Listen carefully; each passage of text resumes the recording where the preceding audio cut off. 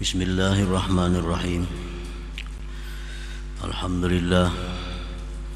Alhamdulillahilladzi ja'ala al-ibarati qutal qulub biha tanmu kama tanmul ajsadu bil hubub.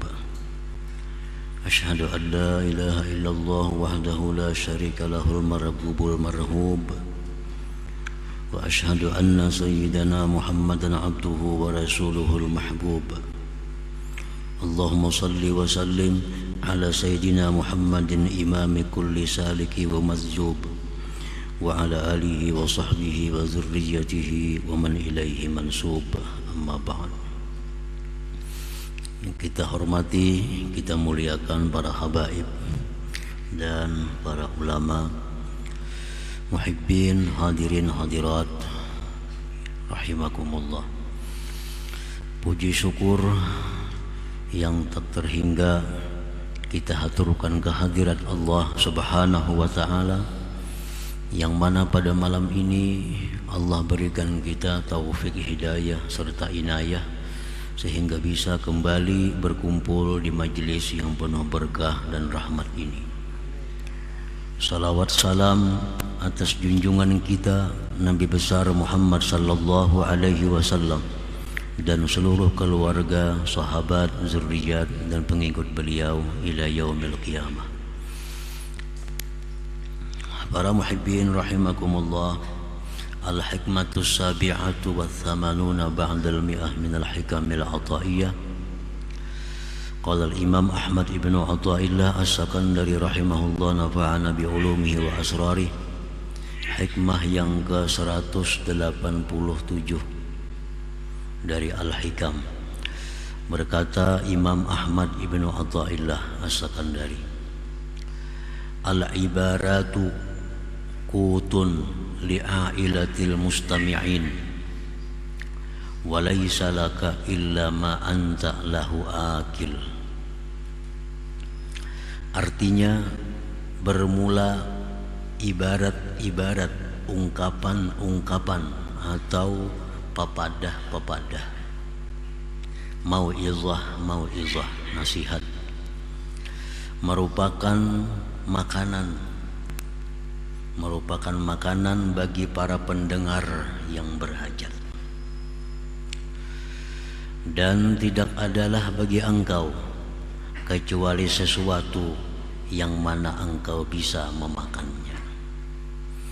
Itulah terjemahnya hikmah yang ke-187 ini. Subbihatil ibaratu ay al-mau'izatul muwajjahatu ilal mustami'in bil qut alladhi tanmu bihil ajsad. Diserupakan, diumpamakan nasihat-nasihat, pepadah-pepadah yang diarahkan kepada pendengar. Nah, itu diserupakan dengan makanan.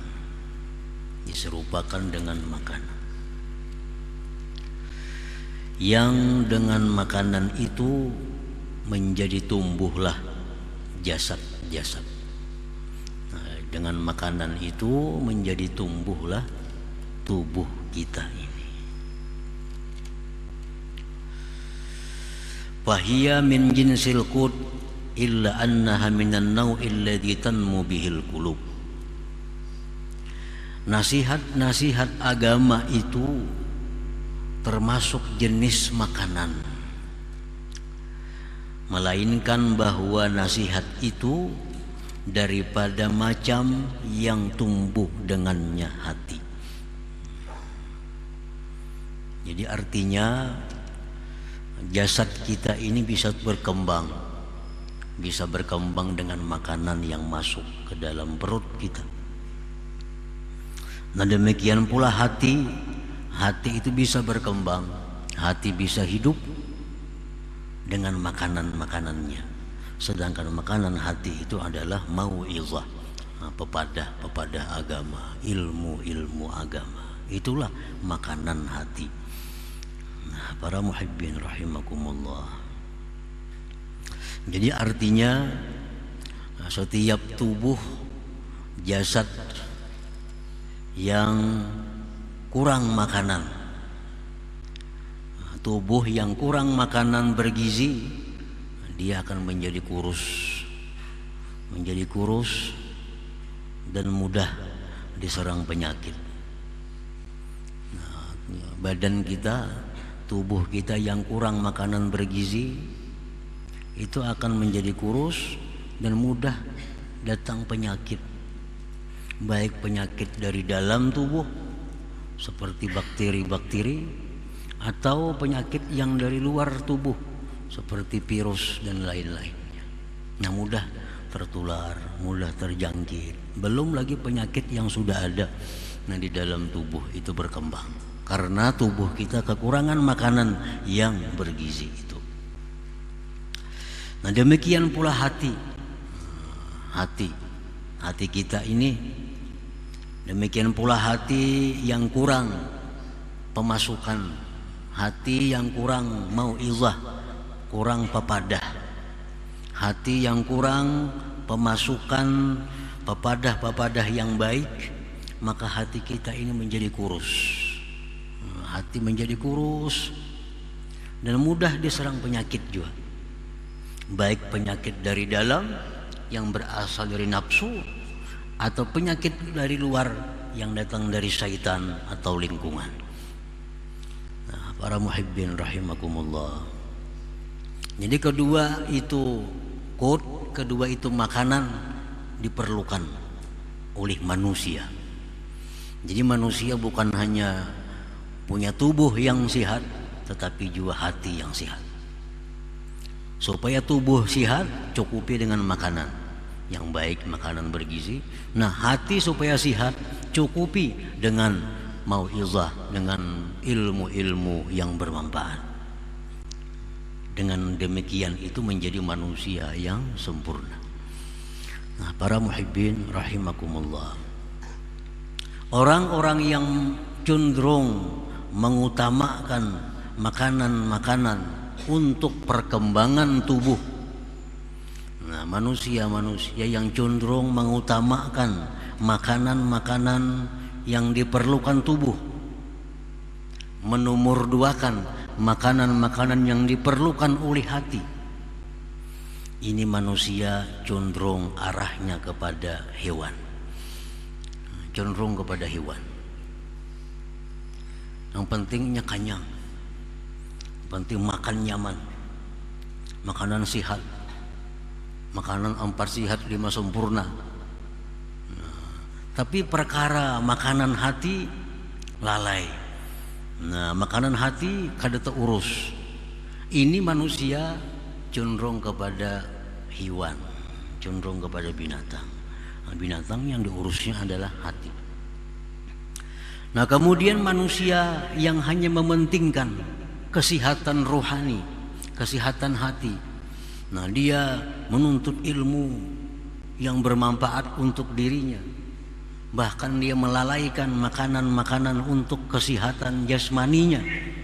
Nah, ini manusia cenderung kepada malaikat. Cenderung kepada malaikat. Kalau manusia yang sempurna itu adalah manusia yang menjaga keseimbangan antara keduanya. Nah, jasmaninya bagus dan hatinya pun bagus. Nah, makanya manusia itu yang sempurna kedudukannya lebih afdal daripada malaikat di sisi Allah Subhanahu wa taala. Nah, para muhibbin rahimakumullah. Nah, jadi apabila hati kita ini kurang pemasukan ilmu yang bermanfaat tentunya, maka hati kita ini mudah sakit. Bisa sakarat kina. Sakarat. Bila sakarat itu kan lawas lagi mati. Banyak orang yang terdahulu hatinya mati daripada tubuhnya mati. Nah, banyak manusia ini yang terdahulu hatinya mati sebelum tubuhnya mati. Karena selama hidupnya orang ini selalu mementingkan makanan-makanan yang diperlukan tubuh, kurang mementingkan makanan yang diperlukan oleh hati itu. Ada sedikit orang yang sihat, orang yang kuat, tetapi hatinya lemah, hatinya kurus, hatinya sakit karena kekurangan gizi, kekurangan makanan berupa mau'izah itu. Nah, para muhibbin rahimakumullah, kalau makanan-makanan yang diperlukan tubuh itu bisa didapat di warung, di rumah makan, di restoran. Tetapi kalau makanan-makanan hati itu bisa didapat di majelis ta'lim, majelis ilmu, ziarah kepada orang salih, minta nasihat, minta petunjuk kepada mereka tentang agama. Nah, itulah tempat makan-makannya ini hati yang diperlukannya. Nah, penyakit yang bisa menyerang hati manusia karena kekurangan ilmu, kekurangan mau'izah, seperti penyakit ria, itu jelas sudah. Orang yang ria itu orang yang hatinya sakit, kekurangan nasihat, kekurangan pemasukan agama, timbul ujub, sombong, dengki, dendam, kikir. Itu semuaan penyakit-penyakit yang letaknya di hati, yang memudaratkan di akhirat, memudaratkan di akhirat akibat dari kurangnya pemasukan ilmu agama. Nah, kita kalau kurang makan sehari ini kita ribut benar. Biasa makan 3 hari sekali, ini makan sekaliannya sehari, wah, dianggap kayak setengah kelaparan sudah. Tapi kalau kita kada pemasukan hati seminggu kada ada masalah. Memang penyakit hati kada terasa, macam penyakit tubuh. Kekurangan makanan langsung kita lemah, kada berdaya awak kita. Tapi kalau kita hati kekurangan makanannya itu perlahan, nah, sakitnya perlahan, dan nampak risikonya, bahayanya begitu menjelang ajal. Nah, disitulah risikonya penyakit hati ini akan mulai nampak bahayanya. Nah, itu yang dimaksud oleh pengarang tadi, al-ibarat kutun li'ailatil mustami'in. Ibarat ungkapan-ungkapan nasihat, mau'izah itu laksana makanan bagi para pendengar yang memerlukan, yang berhajat. Walakin laisa kullu ta'am salihan nafi'an lil ajsad. Tetapi tidaklah tiap-tiap makanan itu patut bermanfaat bagi seluruh tubuh, bagi tubuh manusia. Kalau semuaan makanan itu patut bermanfaat bagi tubuh manusia, karena tubuh manusia ini kada sama. Ada nang anum, masih kekanakan, ada nang remaja, ada nang setengah dewasa, ada nang tuha berpenyakitan. Jadi kada semuaan makanan itu bermanfaat bagi jasad, bagi tubuh. Lianna minat ta'am ta'aman yadurru ba'dal ajsad, karena ada makanan yang membahayakan bagi tubuh, bagi sebagian tubuh. Lianna minat ta'am ta'aman yadurru ba'dal ajsad, karena daripada makanan itu ada makanan yang membahayakan sebahagian tubuh manusia. Bagi orang ini mungkinnya makan ini kada apa-apa, tapi bagi kawan kita kalau makan itu bahaya. Nah, jadi makanan itu walaupun pada dasarnya makanan itu bagus, baik, bermanfaat, tapi tergantung nang memakannya nih. Nah, bagi orang ini makan nasi, makan itu, makan ini menyehatkan tubuhnya. Bagi kawan kita membahayakan. Bagi kanak-kanak yang umur masih bayi, makan kerupuk, makan kacang membahayakan. Kenapa? Karena perutnya masih belum mampu untuk itu.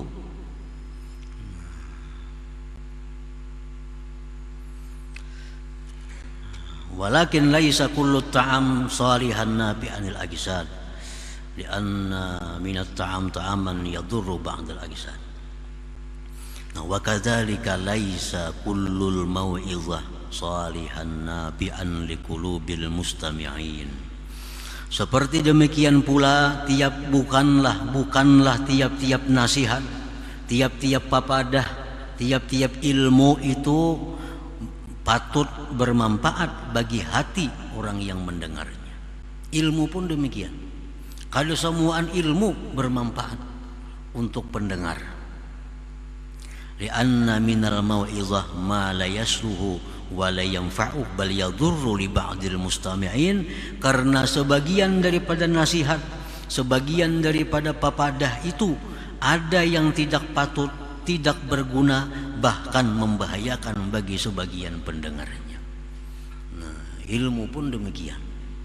Kada semua ilmu itu bisa diserap oleh pendengarnya. Kada semua ilmu baik didengar. Tapi ada ilmu-ilmu yang bermanfaat untuk sebagian sekelompok manusia, tapi justru membahayakan kepada kelompok yang lain.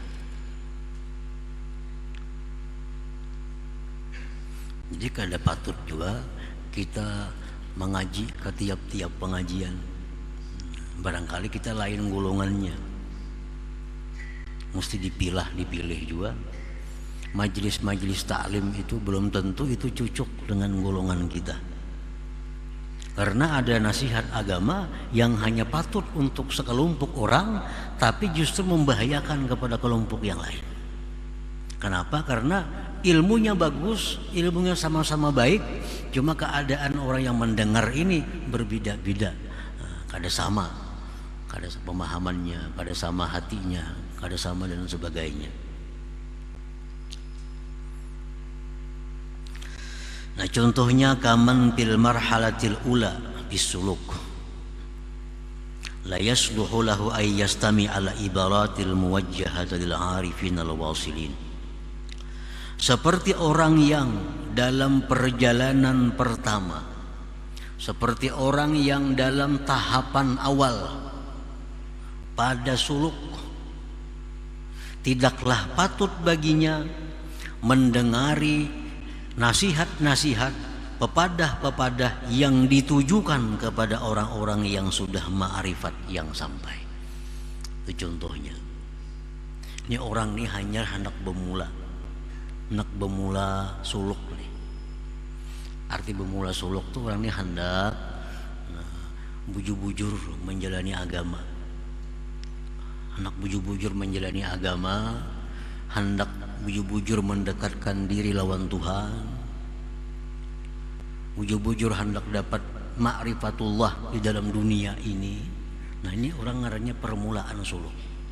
Nah, orang yang di permulaan suluk ini apabila langsung diberi ilmu yang digunakan oleh orang-orang yang sudah ma'rifat kepada Allah, ini membahayakan yang pertama dalam suluk ini. Orang yang dalam tahapan pertama suluk itu ilmu yang mesti dipelajarinya adalah tobat. Tobat itu jadi pelajarinya. Nih kita hendak jadi orang baik nih, hendak jadi orang baik, hendak bercita-cita suluk, menjalani jalan yang diridhai Allah. Hendak juga satu saat kita ma'rifat kepada Allah sebelum mati. Hendak jadi orang yang diridhai Allah, hendak jadi hamba Allah. Suluklah dia. Nah, kayak apa caranya suluk nih? Pertama-tama yang dilakukannya adalah tobat dulu. Jangan dicampur lawan bab-bab lain dari ilmu. Jangan belajar tentang zuhud, jangan belajar tentang wara, jangan belajar tentang macam-macam, jangan. Khusus belajar tobat. Ya, orang hendak melangkah menjadi orang salikin. Nah, pelajari dulu tobat. Tobat ini dalam rangka takhliyah, pembersihan dirinya. Nah, belajar masalah tobat itu kada tuntung sehari dua hari, kada tuntung.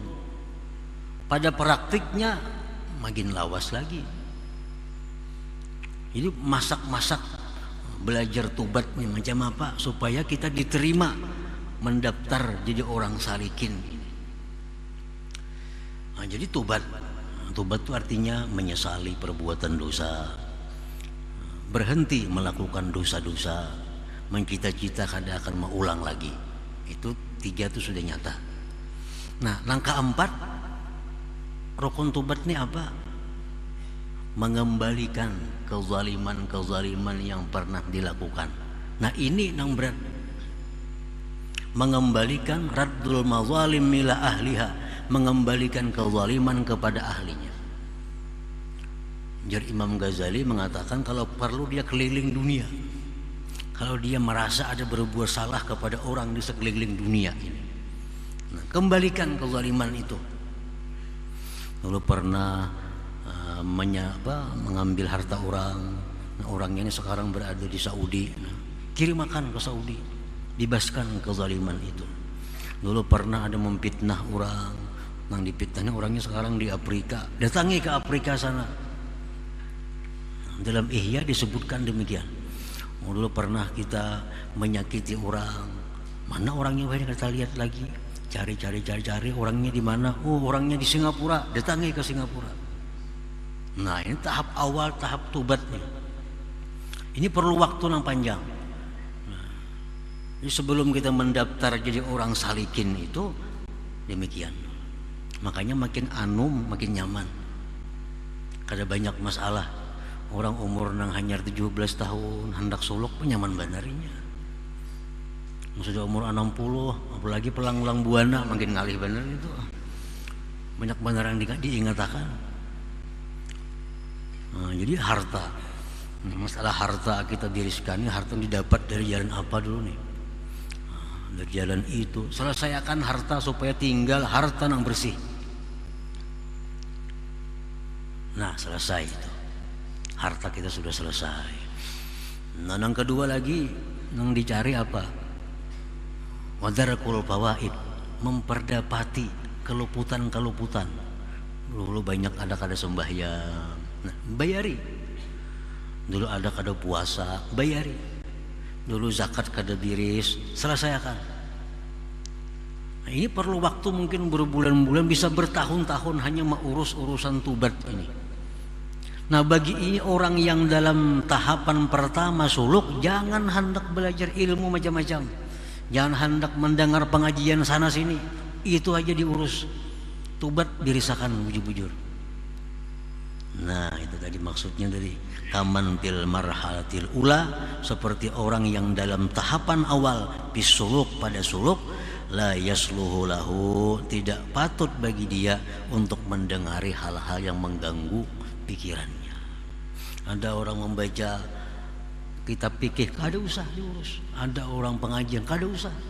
Urus tobat aja bujur-bujur dulu. Karena ini yang diperlukan oleh hatinya itu. Yang diperlukan makanan hatinya untuk itu adalah tobat. Masalah tobat dipelajari bujur-bujur. Nah, tobat ini sudah beres, keadaan sudah selesai. Hutang tipu menipu sudah diselesaikan. Nang difitnah sudah minta maaf. Nang digibah sudah kita minta maaf kepada mereka. Nah, ini sudah selesai dalam makam tobat. Nah, ini langkah pertama orang salikin. Kalau sudah sampai di situ, hanya naik kina ke tahapan kedua, ke makam wara. Wara ini menjaga diri. Ini sudah bersih nih, sudah tobat dah. Harta nang kada diberisakan, harta pun orang dibuligakan, sudah bersih. Nah, pelajari masalah wara. Wara ini menjaga diri nang bersih, jangan sampai kotor lagi, jangan sampai rigat lagi.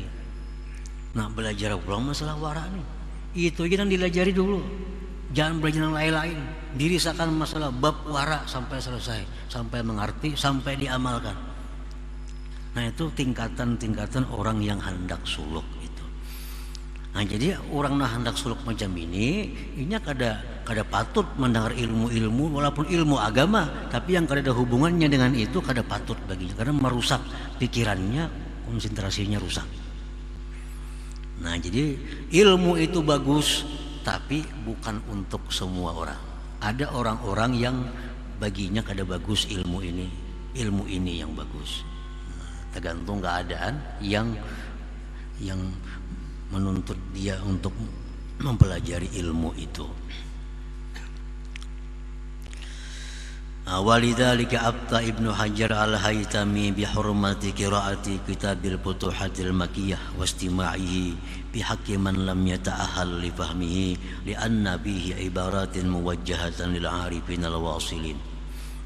Oleh karena itu berfatwa Ibnu Hajar al-Haytami haram membaca, mendengari kitab yang namanya Futuhatul Makkiyah karangan Imam Ibnu Arabi.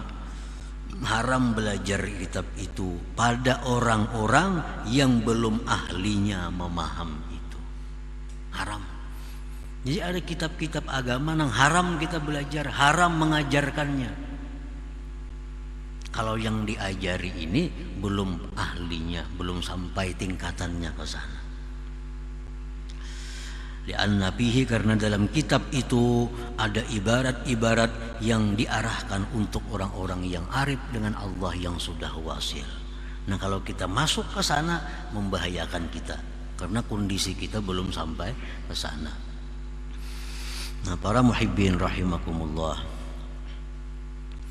Rasulullah sallallahu alaihi wasallam bersabda, ma ahadun yuhadditsu qauman bihadisin la tablughuhu uquluhum illa kana fitnatan ala ba'dihim. Ujar Nabi, tidak ada seseorang yang mengajarkan kepada suatu kaum dengan pelajaran yang tidak sampai akal mereka ke sana. Nah, akalnya kada sampai ke sana. Ini orang ini hanya belajar parukunan, hanya belajar parukunan, hanya belajar sifat 20, akalnya nggak situ aja nyar.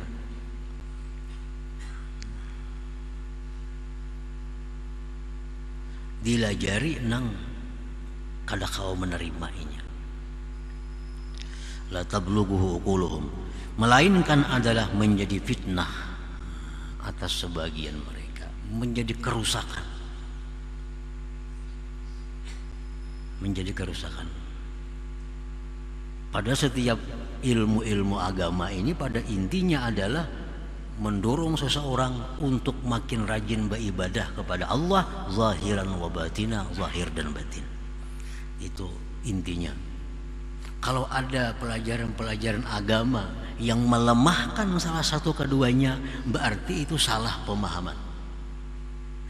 Setiap ilmu agama ini intinya adalah mendorong kita meningkatkan ibadah zahiran wa batina kepada Allah Subhanahu wa taala. Apabila ada pengajian-pengajian, pelajaran-pelajaran yang melemahkan salah satu keduanya, itu pengajian yang salah pemahamannya. Baik gurunya yang salah atau muridnya yang salah memahaminya. Misal sesudah belajar ilmu itu sembahyang pina kulir, bebirit pindah kada bebirit lagi. Nah, ini berarti ada kesalahan ilmu, ada kesalahan pemahaman, ada salah pemahaman. Nah, ini fitnah namanya. Orang dulunya taat lawan ibu bapak, imbah mengaji, wah ini wani lawan kuitan. Nah, ini ada masalah pelajaran nih. Ilmunya bagus, mungkin nang mengajarkan ini keliru atau inya belajar kada sampai memaham. Pada setiap ilmu yang diajarkan Rasulullah itu pasti untuk meningkatkan kita ibadah kepada Allah baik zahir maupun batin. Kada mau timpang, kada mau timpang. Nabi kita contohnya, contoh paling sempurna adalah Rasulullah SAW. Zahir beliau ibadahnya sempurna, batin beliau pun sempurna. Nabi sembahyang sunat, puasa sunat, sembahyang berjamaah. Itu Nabi, itu ibadah zahirnya. Kalau hati Nabi sudah kada ada kisah lagi. Nah, itulah contoh pelajaran Nabi, bahwa yang diajarkan Nabi itu meningkatkan ibadah kita kepada Allah zahir dan batin. Kalau kita belajar ilmu membuat kita lemah salah satu di antara ibadah zahir atau batin, berarti ilmu itu ada masalah yang kita kada paham, atau yang mengajarkan kada memberi paham yang bagus kepada pendengarnya. Wa qala Ali radhiyallahu anhu, berkata Imam Ali, wa asyara ila sadrih, Imam Ali berkata dan beliau menunjuk ke dada beliau, Ujar Imam Ali, innaha huna la'uluman jamma. Ujar Sayyidina Ali bahwa di sini banyak ilmu. Menunjuk ke dada sidin. Law wajadtu laha hamalah. Jikalau aku dapati ada orang yang bisa menanggung ilmu itu. Artinya apa? Kada semuaan ilmu mesti disampaikan. Lihati orangnya. Ada orang bertakun Sayyidina Ali, ini kayak apa Sayyidina Ali ini kan jadi jawab Sidin. Dia orang amalar ilmu Sayyidina Ali itu bertakun nggak ada mau jawab. Nah, kenapa sih nggak ada menjawab? Nah, sini melihat ini orang kalau dijawab justru merusak dirinya, membahayakan dirinya. Nah, kan jadi jawab. Jadi kalau semua pertanyaan itu mesti dijawab. Dilihat nang bertakun memanfaatkan lawannya kalau dijawab. Nah ini bertakun. Kalau kita jawab kita memanfaatkan lawan dirinya. Ini Sayyidina Ali demikian, Imam Malik demikian, Imam Syafi'i banyak pertanyaan-pertanyaan yang Sayyidina kada jawab. Kenapa?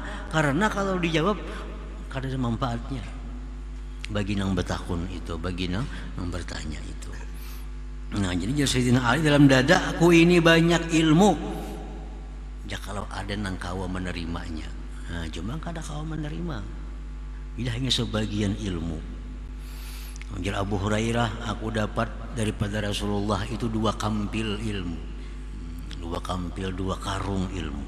1 karung ilmu aku sebarkan kepada manusia. 1 karungnya kalau aku sebarkan sembelih orang aku. Sekarungnya mau kau sebarkan sembelih orang aku ya Abu Hurairah. Artinya apa? Bahwa memang ada ilmu itu yang dipelihara, yang hanya diberikan kepada segelintir orang yang bisa mengerti tentang itu. Karena semua ilmu mesti diajarkan, mesti dipelajari. Nah kita lihat keadaan-keadaannya. Nah itu yang dimaksud oleh Imam Ahmad ibnu Athaillah, walaysa laka illa ma anta lahu akil. Tidak ada bagi engkau kecuali yang engkau bisa memakannya, bisa mencernanya. Itu ilmu yang dipelajari. Jangan mempelajari ilmu yang kita belum mampu untuk mencernanya, justru akan membahayakan bagi hati kita. Nah selanjutnya hikmah yang ke-188 insyaallah. La hadratin Nabi sallallahu alaihi wasallam al-Fatihah.